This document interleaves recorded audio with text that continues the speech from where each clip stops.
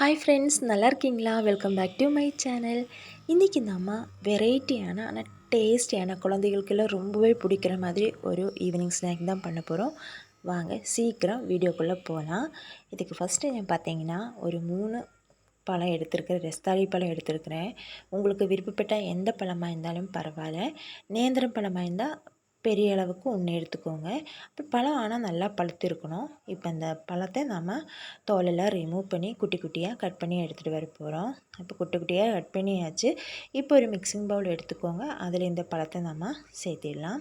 இப்போ ஒரு பவுல்னால் அந்த ஒரு பவுல் அளவுக்கு நான் காய்ச்சின பால் சேர்த்திருக்கேன். லைட்டாக சூடு இருக்கிற பாலாக சேர்த்திருக்கிறேன். அப்புறம் 1/2 டேபிள் ஸ்பூன் அளவுக்கு இன்ஸ்டன்ட் ஈஸ்ட்டு சேர்த்திருக்கேன். அப்புறம் 1 டேபிள் ஸ்பூன் சர்க்கரை, ஒரு பிஞ்ச் அளவுக்கு சால்ட்டு, அப்புறம் ஒரு முட்டையை உடச்சி ஊற்றி அதோட எல்லோ இல்லாமல் ஒயிட்டு மட்டும் சேர்த்திருக்கேன்.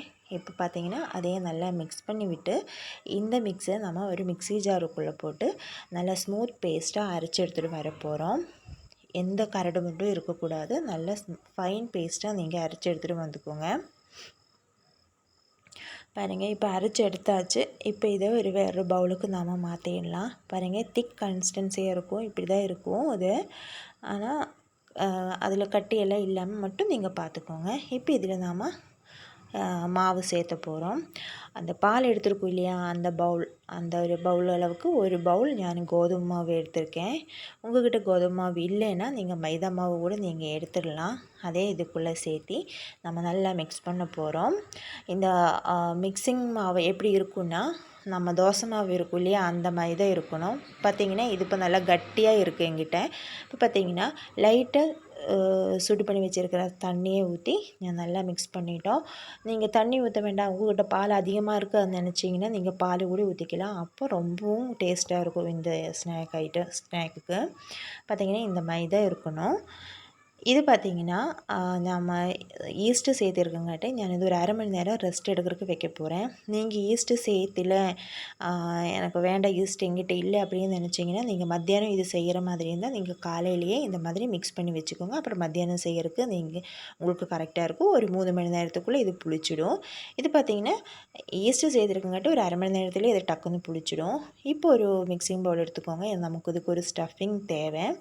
இதுக்கு 2 டேபிள் ஸ்பூன் அளவுக்கு கார்ன்ஃப்ளவர் மாவு, 2 டேபிள் ஸ்பூன் அளவுக்கு சர்க்கரை சேர்த்தி 1/2 டம்ளர் பால், 1 டம்ளர் தண்ணி ஊற்றி நல்லா மிக்ஸ் பண்ணிக்க போகிறோம். இதிலும் எந்த கட்டியெல்லாம் எதுவுமே இருக்கக்கூடாது. இதே நம்ம கூழ் இருக்கும் இல்லையா, அந்த மாதிரி தான் நம்ம காய்ச்சி எடுக்க போகிறோம். அதனால் இது நல்லா மிக்ஸ் பண்ணி விட்டுக்கோங்க. அடுப்பு பற்ற வச்சு ஒரு கடாய் வச்சுக்கோங்க. அது லைட்டாக சூடாகவும் நம்மளோட மிக்சிங் இந்த கார்ன்ஃப்ளவர் மாவு மிக்சிங் நாம் அதுக்குள்ளே ஊற்றிடலாம். ஃபஸ்ட்டு அடுப்பு ஹை ஃப்ளேமில் போட்டு நல்லா ஒரு வாட்டி நல்லா மிக்ஸ் பண்ணிவிட்டு அப்புறம் லோ ஃப்ளேமில் போட்டுக்கோங்க. ஒரு 2 நிமிஷத்துக்குள்ளே இது நல்லா கூழ் மாதிரி நமக்கு ஆகிடும். நமக்கு அந்த மாதிரி தான் கிடைக்கணும். இப்போ பார்த்திங்கன்னா கட்டி ஆக ஆரம்பிச்சிடுச்சு. இப்போ டக்குன்னு அது ரெடி ஆகிடும். இந்த டைமில் அடுப்பு சிம்மில் போட்டுக்கோங்க. என்னோடய சேனல் நீங்கள் ஃபஸ்ட் டைம் தான் பார்க்குறீங்கன்னா மறக்காமல் லைக் பண்ணுங்கள். உங்களுக்கு டிஷ்ஷஸ் எல்லாம் ஒரு வெரைட்டியாக இருக்குது அப்படின்னு நீங்கள் நினச்சிங்கன்னா நீங்கள் ஷேர் பண்ணுங்கள். அப்புறம் சப்ஸ்கிரைப் பண்ணுங்கள். சப்ஸ்கிரைப் பண்ணும்போது மறக்காமல் ஆளுங்கிற ஆப்ஷன் எனேபிள் பண்ணி விட்டுருங்க. அப்போ தான் நான் போடுற நோட்டிஃபிகேஷன் எல்லாம் உங்களுக்கு வந்து சேரும். நிறைய வெரைட்டியான கொஞ்சம் கொஞ்சம் வீடியோஸ் எல்லாம் நம்மளோட சேனல் போட்டிருக்கேன். நீங்களும் மறக்காமல் போய் பாருங்கள். இப்போ பார்த்தா நம்மளோட கார்ன்ஃப்ளவர் மாவு இந்த மிக்ஸ் நமக்கு ரெடி ஆயிடுச்சு. இப்போ இதையே நம்மளோட மிக்சிங் பவுல் மாற்றிடலாம். இந்த சூட்டோடவே நான் ஒரு ஸ்கூப் அளவுக்கு பட்டர் சேர்த்திருக்கேன். உங்கள்கிட்ட பட்டர் இல்லைன்னா நீங்கள் நெய் கூட 2 டேபிள் ஸ்பூனோ இல்லை 1 டேபிள் ஸ்பூனோ நெய் கூட நீங்கள் சேர்த்திடலாம். சேர்த்தி நம்ம இதையே ஒரு நல்லா மிக்ஸ் பண்ணி ஒரு க்ரீமு மாதிரி மிக்ஸ் பண்ணி எடுக்க போகிறோம். கொஞ்சம் கட்டியாக இருக்குதுன்னு நினச்சிங்கன்னா கொஞ்சம் லைட்டாக நீங்கள் சுடுதண்ணி ஊற்றியும் கூட நீங்கள் நல்லா மிக்ஸ் பண்ணி நம்ம எடுத்துக்கலாம். பாருங்கள், இது இப்படி தான் இருக்கும். இப்போ பார்த்தீங்கன்னா நம்மளோட மாவு நம்ம ஃபஸ்ட்டு மிக்ஸ் பண்ணி வச்சுருக்கிற நம்மளோட கோதுமை மாவு நல்லாவே ரெடி ஆயிடுச்சு. பாருங்கள், நல்லா புளிச்சு நல்லா ரெடி ஆயிடுச்சு. நிறையா இருக்குது பாருங்கள், ரெடி ஆயிடுச்சு. இப்போ அடுப்பு பற்ற வச்சு ஒரு கடாயை வச்சுக்கோங்க. ஒரு தோசைக்கல் இந்த மாதிரி ஆப்பக்கல் எதுவாக இருந்தாலும் பரவாயில்ல, கடாயை வச்சு. ஆனால் அடுப்பு லோ ஃப்ளேமில் தான் போட்டிருக்கணும். அடுப்பு ரொம்ப இருக்கக்கூடாது. இதில் லைட்டாக நம்ம உங்களுக்கு எவ்வளோ ரவுண்டுக்கு தேவையோ அந்த ரவுண்டு அளவுக்கு ഞാനിപ്പോൾ കുട്ടിയാത്ത ഒരു மீடியம் சைஸை தான் போட்டிருக்கேன். இந்த இதே நம்ம தோசை மாதிரி ரெடி பண்ண போகிறோம். இது தோசை கிடையாது, இது பேன் கேக்கு.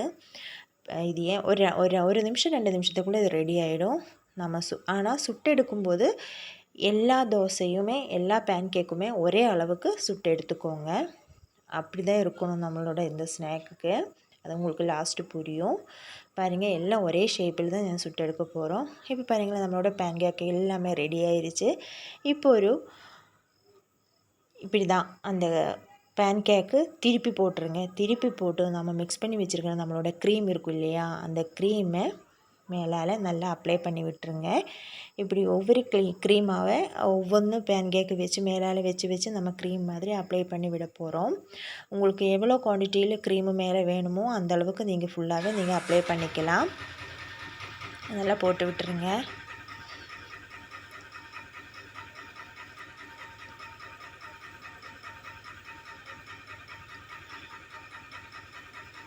நெக்ஸ்ட்டு வேறு பேன் கேக் வச்சுட்டோம். இப்போ அதுக்கு மேலே நம்மளோட க்ரீமை அப்ளை பண்ணி விட்டுருங்க. இப்படி நம்ம செஞ்சு வச்சுருக்கிற எல்லா பேன் கேக்குமே நம்ம இப்படி பண்ணி நம்ம எடுத்துடலாம். உங்களுக்கு எந்த அளவுக்கு குவான்டிட்டியில் வேணுமோ அந்தளவுக்கு ஒரு 5 பேன் கேக்கு இல்லைன்னா ஒரு 10 பேன் கேக்கு வீட்டில் எவ்வளோ பேர் இருக்குமோ அந்தளவுக்கு நம்ம பேன் கேக் வச்சு அதுக்கு மேலே க்ரீம் அப்ளை பண்ணி நம்ம செஞ்சுட்டே வந்துடலாம். கிட்டத்தட்ட ஒரு கேக்கு மாதிரி நமக்கு இருக்குன்னு வையேன். அந்த மாதிரி இப்போ பாருங்கள், ஃபைனலாக ரெடி ஆயிடுச்சு. இப்போ எல்லாமே நான் வச்சுட்டோம். இப்போ டெக்கரேட் பண்ணுறதுக்கு மேலெல்லாம் நான் கொஞ்சம் ஜாம் இல்லையா, அதோட க்யூப் மாதிரி பண்ணி அதை எடுத்து போட்டு வச்சுருக்கோம். உங்களுக்கு விருப்பப்பட்ட எதுவாக இருந்தாலும் பரவாயில்ல, செர்ரி பழம் இல்லை முந்திரி திராட்சை அந்த மாதிரி எதுவாக இருந்தாலும் பரவாயில்ல. இப்போ இதையே நம்ம ஒரு அரை மணி நேரம் ஃப்ரிட்ஜில் எடுத்து வச்சு எடுக்க போகிறோம். எல்லாமே நம்ம சாப்பிடலாம். ஃப்ரிட்ஜில் வச்சு எடுக்கும்போது பார்த்திங்கன்னா நமக்கு கிட்டத்தட்ட நம்மளோட கேக் இருக்கும் இல்லையா, நம்ம கடையிலேருந்து வாங்குகிற கேக் மாதிரி இருக்கும். பாருங்கள், லேயர் லேயராக எவ்வளோ அழகாக வந்திருக்கு பாருங்கள். ஃப்ரிட்ஜில் வச்சு அது அப்படியே செட் ஆகும். இப்போ பாருங்கள், எவ்வளோ நல்லாயிருக்கு பாருங்கள். இப்போ ஃபைனலாக நம்ம ஒரு ஐட்டம் சேர்க்க போகிறோம். ஹனி, தேனி தான் நான் சேர்த்திருக்கேன். அந்த தேனை அதுக்குள்ளே மேலே ஊற்றி ஸ்க்யூபில் ஒரு ஸ்பூனில் எடுத்து பார்த்து சாப்பிட்டேன்னு வையுங்க, அப்படி ஒரு டேஸ்ட்டாக இருக்கும். நீங்கள் செஞ்சு பார்த்தா தான் அது தெரியும். செஞ்சு பார்த்து நீங்கள் ஃபீட்பேக் மறக்காமல் சொல்லுங்கள். டாடா, பாய்.